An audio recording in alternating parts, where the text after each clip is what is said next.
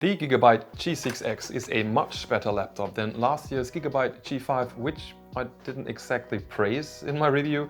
However, it is also a lot more expensive at around $1,200 if you're not getting it on sale. Today we're going to take a closer look at it. This is Hubwood. Currently, there are two versions of the Gigabyte G6X available, which are identical except for the graphics card. One has the NVIDIA RTX 4050 mobile and the other, which I tested for this video, has the NVIDIA RTX 4060 mobile. One side note, there's no guarantee that the display isn't slightly different in different regions, as laptop manufacturers often vary specs for whatever reasons. And the other specs of today's tested G6X 9KG are as follows. An Intel Core i7 13650HX with 6 performance cores with hyperthreading and an additional 8 efficiency cores for a total of 20 threads. Two 8GB sticks of DDR5 4800 MHz RAM and a fast 1TB NVMe SSD with read and write speeds of around 5 GB per second. There is also a second M.2 slot available, though no SATA slot. A 16-inch 1920 by 1200 pixel screen with 165 Hz. Blazing fast Wi-Fi 6E up to 1600 Mbit and Bluetooth 5.2. A 73 Wh battery, a 180 Watt AC adapter and Windows 11. The G6X is 25.1 mm thick and weighs a total of 2.6 kg with the small 180 Watt adapter adding another 500 gram, making it quite heavy. The overall build quality is actually decent and seems valuable. The display lid is made out of aluminum, but the rest of the laptop is plastic. The glossy plastic inside attracts fingerprints quickly, but is easy to clean as well. The display stiffness seems to be pretty okay, and I didn't have any concerns about the hinges, though it's hard to predict their long-term durability. Opening the laptop with one hand works perfectly fine. The design has clear gamer elements at the top of the laptop, like this one, and with some gamerish air vents at the sides and the back that give it a bit of a gaming laptop look. On the left side there's a USB 3.2 Type A port and a 3.5mm audio jack. At the back there is a USB 3.2 Type C port with power delivery that can also be used to charge the laptop. There is also the power plug, an HDMI 2.1 port that connects directly to the RTX 4060 and a Gigabit LAN port. On the right side there are two more USB 3.2 ports, one Type C with DisplayPort support and another Type A port. P.S. This is what the integrated 720p webcam looks like and what the integrated microphone sounds like. And keep in mind that this is happening under optimal lighting conditions. Right now, this model of the Gigabyte G6X costs around $1,200 or almost 1,300 euros if it's not on sale, which I think is too much, but more on that later. Oh, and by the way, most people watching my reviews aren't subscribed. That's a shame. Maybe you can do something about that.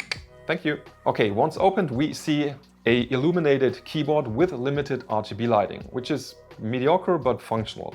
I wrote the whole script for this video on it and it worked okay, and it doesn't have too much flex. The numpad is a bit small and the arrow keys have a questionable layout like other Gigabyte laptops, where the right arrow key reaches into the numpad, causing some irritation compared to a desktop keyboard layout. They could have made the keyboard layout a bit wider, because even my slightly smaller 15-inch Gigabyte Aorus 15 laptop has a bigger layout. Otherwise, all important keys are where you'd expect them, and the keys are clearly readable due to the high contrast black and white layout. The large touchpad is a bit too far to the left for my taste, making it kinda uncomfortable to use it with the right hand, but my palm didn't register any mouse movements while gaming. Clicking sounds and feels okay. There is no fingerprint sensor, by the way. Now the display is a 16-inch 16:10 display with 1920 by 1200 pixel resolution and 165 Hz with adaptive sync capability between 60 and 165 Hz if you're using NVIDIA Optimus of the iGPU. The maximum display brightness I measured was 348 nits at 100%, which is decent enough. The color accuracy is poor but common for budget gaming laptops, with 66% for sRGB, 47% for NTSC, 50% for Adobe RGB and 49% for the P3 color space. Not enough for professional use, but okay for gaming nevertheless. Though the color calibration was quite bad from the start, but after calibrating it with my Spider X Pro, it became much better. The black to white response time is quite high at 21 milliseconds and even 40 milliseconds for 50% gray to 80% gray. So if you're sensitive to that, this might not be the right gaming laptop for you. And yes, there is a MUX Switch. And as mentioned before, the HDMI port at the back accesses the RTX 4060 in any case. So using an external monitor or activating the MUX Switch will give you slightly better performance. I also talk about this in the extended gaming benchmark video of this laptop, which you can watch afterwards. The two downward-facing speakers can get quite loud, but the sound is a bit metallic and only mediocre, though overall good enough for that price segment in my opinion, and much better than the speakers in last year's Gigabyte G5. Seriously. The Gigabyte Control Center software can be accessed via a key combo at the top of the numpad, and it allows you to choose between the three different performance modes: silent, entertainment and performance. You can also adjust the fan speeds manually and activate the MUX Switch here, as well as adjust the keyboard color. I personally suggest using the entertainment mode, as it is much quieter than the performance mode while being only 1 to 2% slower. Overall, the laptop's fan noise this way is actually pretty good and quieter than the average gaming laptop. Silent mode deactivates the RTX GPU, causing games to become basically unplayable as the CPU is throttled down to 15 watt, and the RTX is deactivated and I wasn't able to reactivate it as long as the laptop was in said silent mode. By the way, on silent mode, the fans turn off completely, even during lighter tasks like watching YouTube, for example. The maximum loudness on performance mode can get quite loud if the G6X is under heavy load. I compared the two faster modes in Cyberpunk 2077 at 1200p and ultra settings to give you a first impression of its performance, both plugged in and on battery. It's possible to play on battery, but the performance is only half as good. The laptop's cooling system seems decent enough overall for gaming while using a simple laptop stand at a room temperature of around 23 degrees Celsius, since the GPU stayed at around 73 degrees Celsius and the CPU at around 82 degrees, using the entertainment mode with the fan speed set to auto.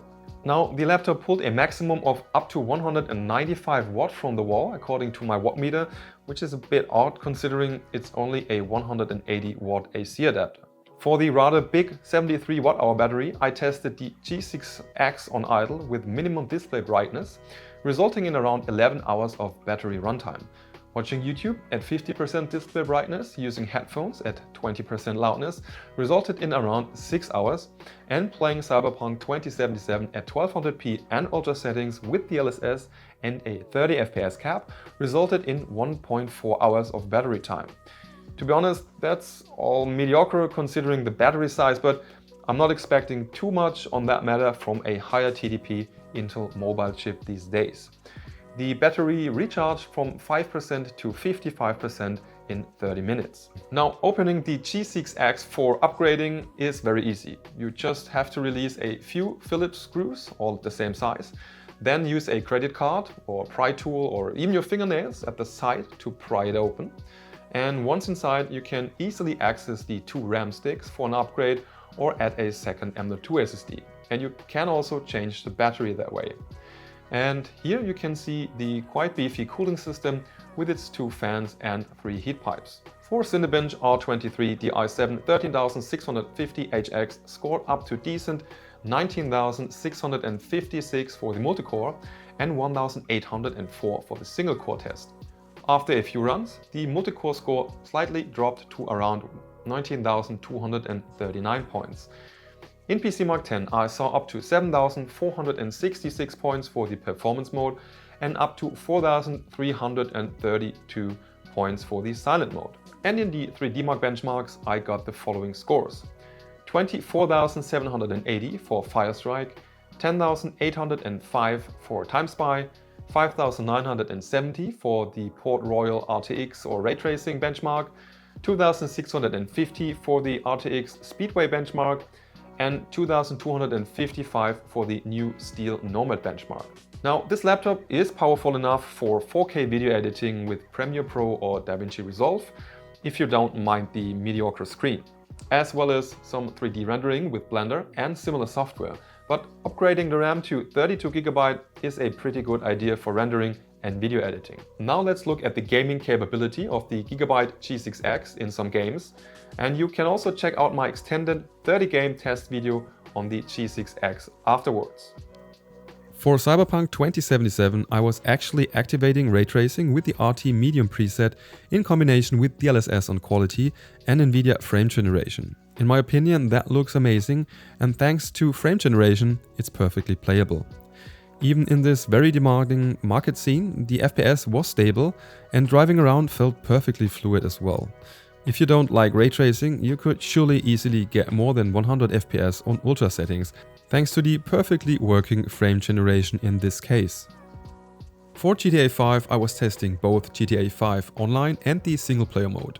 I have no clue about GTA 5 Online, so let's get that out of the way first. I was using ultra settings while all the advanced settings have been turned off in both tests. For GTA 5 Online, I saw an average of 93 FPS and a 1% low of 62. It worked alright, but as you can see here, both the GPU and CPU usage were pretty low. I guess that's the game, right? Let me know in the comments.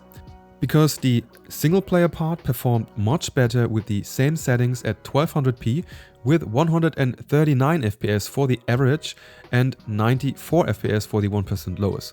While again, the GPU and CPU haven't been fully utilized. Probably the engine having issues at such high FPS. Helldivers 2 is running pretty smooth on most systems, but it demands a lot from your hardware. On high settings with the native resolution scaling, I only saw 55 FPS on average, with 1% lows around 41. And then it also depends, of course, on the map you play, and I guess fog lowers the FPS quite a bit.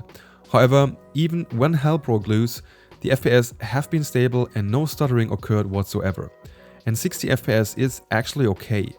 But of course, you could lower the graphics and the resolution scaling to aim for 100 FPS or so. In a Valorant deathmatch, the G6X and its RTX 4060 achieved a very high average FPS of 315, even with the maximum settings at 1200p. The 1% lows have been relatively low in comparison with only 130 FPS, though once again there was no stuttering and I'm actually blaming the OSD or the game engine in this case. So nothing to complain here really. Great experience, and it actually felt super fluid. I don't personally play the game at all besides for these benchmark videos, and I had a great time really.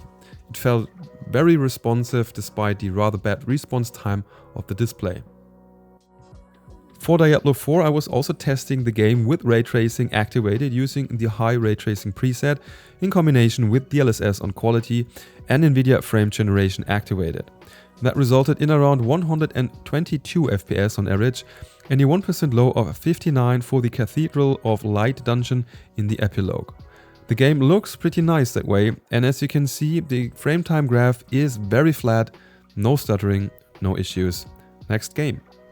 Overall, the gaming experience was very decent. The RTX 4060 is powerful enough to utilize the 1200p display, though it doesn't always reach the desired 165 FPS for the 165 Hz screen, except in games like Valorant, Apex Legends or Fortnite. And I didn't have any problems whatsoever with any of the games I've tested. The G6X is a decent budget gaming laptop, but at $1,200 it's a bit overpriced and not really budget.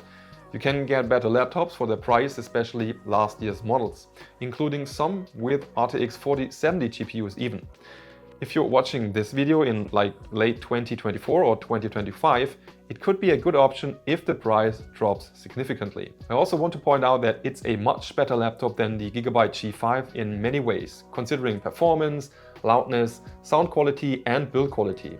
If you're considering the G6X because it's among the affordable laptops in your country and you don't have many other choices in its price range, you can go for it and enjoy it for what it is.